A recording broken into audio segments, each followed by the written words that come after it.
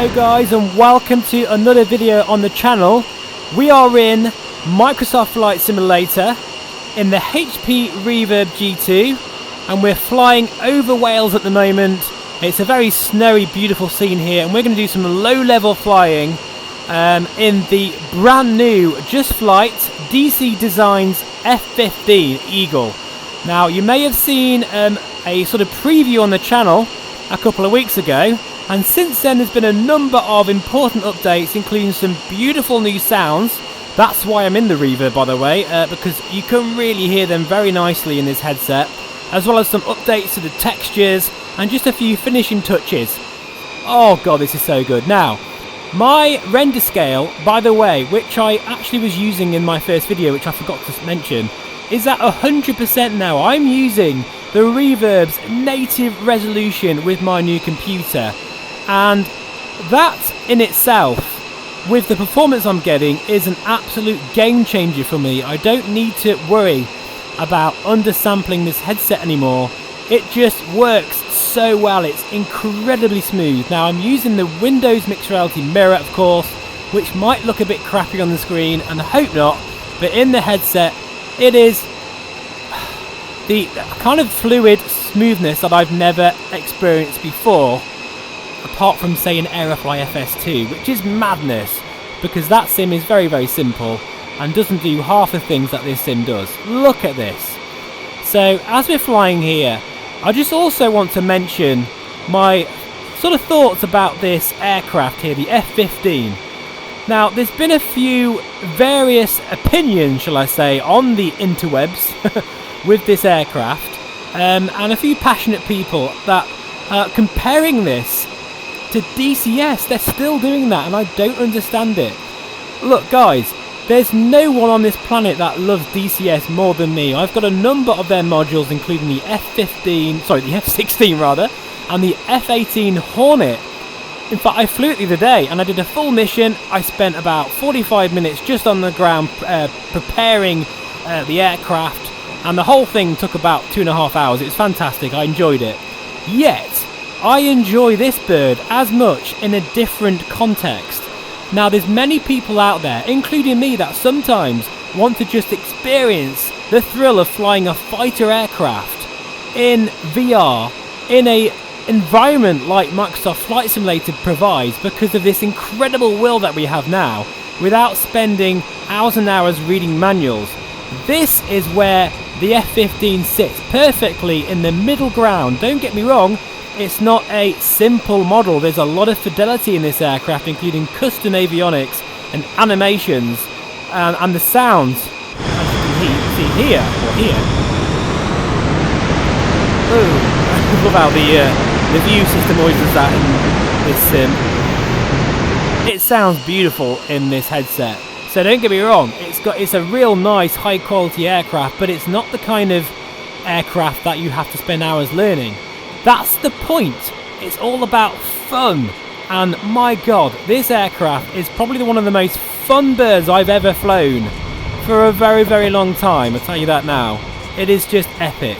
And if you want to see the most epic intro of this aircraft you've ever seen in your life, I'm going to link the VR pilot YouTuber who is a fantastic supporter of this channel, and I really do appreciate some of the help he's been giving me. The reason why I upgraded is because of him, actually, so it's his fault why I spent loads of money. But honestly, I thank him for that. He has produced a fantastic video recently of the F15 flying over Miami in thunderstorm weather, and he's surfing clouds, and honestly, that introduction really gave me goosebumps, and it epitomises what this aircraft is about.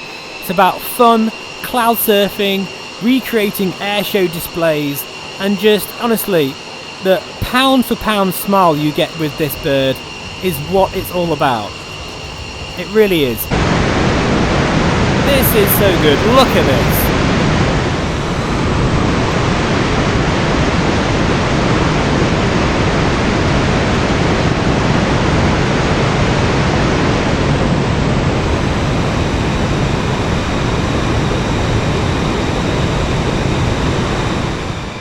What a majestic bird this is. Anyway, we're going to get really low level now to test out my new computer in an area which is known for being the Mac Loop in real life.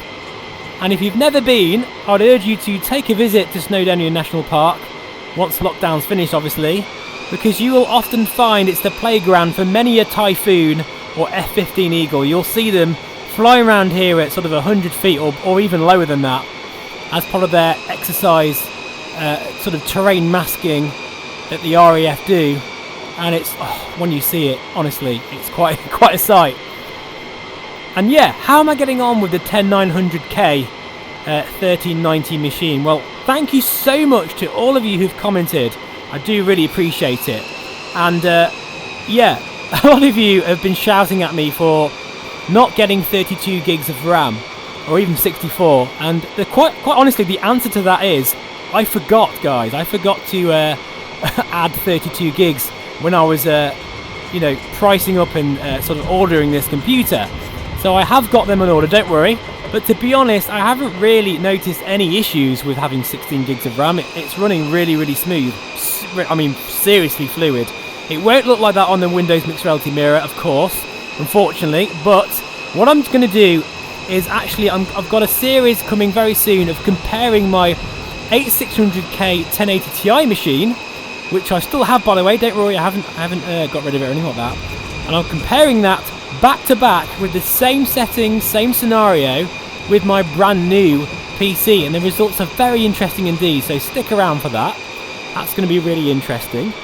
And also, of course, I'm going to be checking out the Quest 2 as well, which I haven't actually tried yet at the time of this recording, but as soon as I finish this flight, I'm going to do some tests on link, because I'm very intrigued to see if my experience with that headset is any different. I'm hoping it will be, but we shall see. This is amazing, especially with all this snow here. It's so beautiful. Absolutely gorgeous views here. Cloud surfing and just playing in this beautiful terrain here. You can go anywhere in the world with this sim, and now that I've got an F15 to play with, oh my goodness me. It's just so much fun, it really is.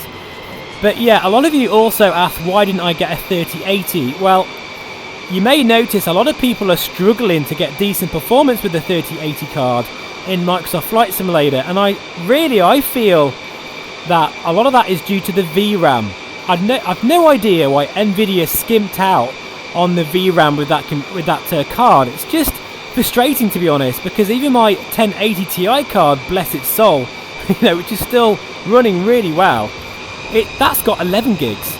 So, you know, a brand new card, you know, a 30 series card should have at least 16 gigs of RAM in my opinion. That's why I didn't bother going for it, and I do feel that is one of the reasons why we're getting stutters. You'll notice there's not many 3090 owners out there that are complaining about performance with this sim, and I noticed the other day when I was doing a few sort of tests that I was actually getting, I think it was up to 15 gigs I was using of my VRAM on this card, so it is being utilised. And that begs the question, why? Why Nvidia? Why have you only given the 3080 series cards only 10 gigs? It's not enough.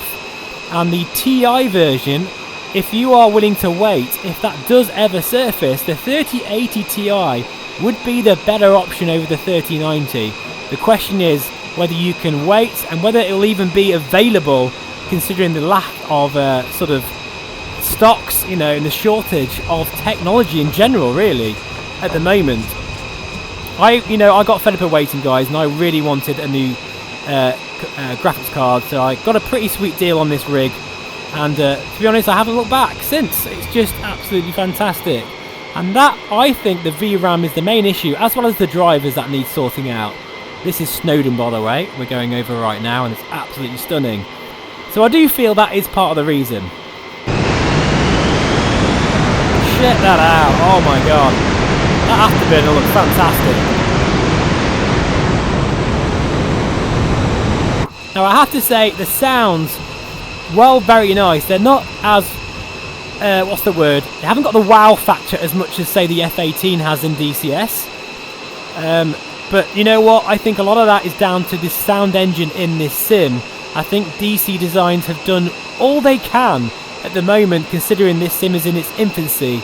And they have said, Just Flight have categorically said, that when updates for the flight model, like the supersonic capability, is available, they will be updating this sim.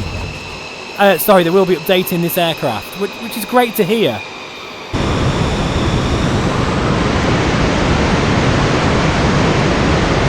Oh, this is absolutely beautiful views here. Right, anyway, we best head back to RAF Valley, as I think the weather's closing in, to be honest, even more. This is real world weather at the moment, and it's beautiful here. And just to say, I've got plenty of content coming, including some raw frame rate comparisons, as I say, of my old 8600K 1080 Ti machine, which I've still got, don't worry, I haven't sold it. And I'll be still showcasing plenty of content with that PC, as well as Quest 2 setup guides and sort of updated Reverb G2 information, because things are changing all the time with this sim and with this hardware, and it's exciting. It really is exciting. It's only going to get better, especially with DirectX 12 and brand new NVIDIA drivers as well. So we're slowing things down here. Oh, this gives you an adrenaline rush. It really does. I suppose one thing I will also, there's been a few people that have mentioned the impending release of the 11900K. Well, trust me guys, I was aware of that at the time, but unfortunately it's down on cores, and it's also down on threads. I think it's going to be an 8-core 16-thread machine, and the core clock is exactly the same as the 10900, and early benchmarks are showing that it's actually a bit of a step back in terms of the performance. And in real world terms, at best you're probably going to get about 2 to 5 frame rate more, and simply that's going to be their new flagship CPU, so it's going to be a lot more money. So I'd recommend, guys, honestly, getting a deal on a 10700 or a 10900K CPU. It's just better value for money. Here we go then. Up into the vertical.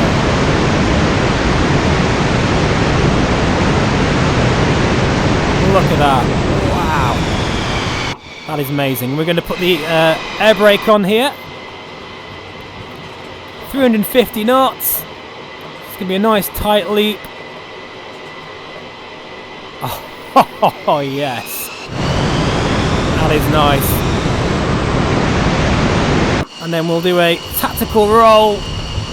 Listen to the sounds, the creaking. Very nicely done there.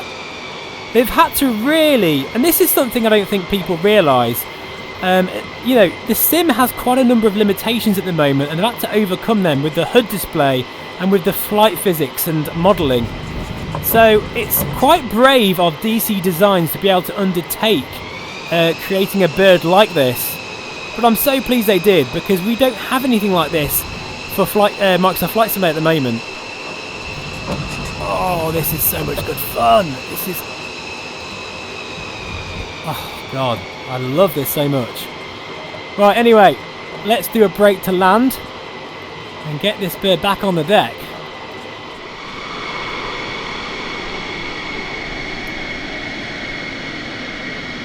Landing lights ahead. It's a very icy runway, so we better be careful here.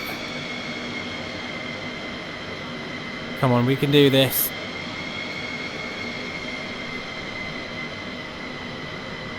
Concentration levels. A little bit fast, actually. Easy does it. Oh, there we go. A bit of a showboating there to end the video. So there we are, guys. Thank you so much, as always, for watching. Pick this up if you want to have a massive grin on your face all day. That's all I can say. Link in the description below. And we're going to go and get warm after that. Bye-bye for now. Take care.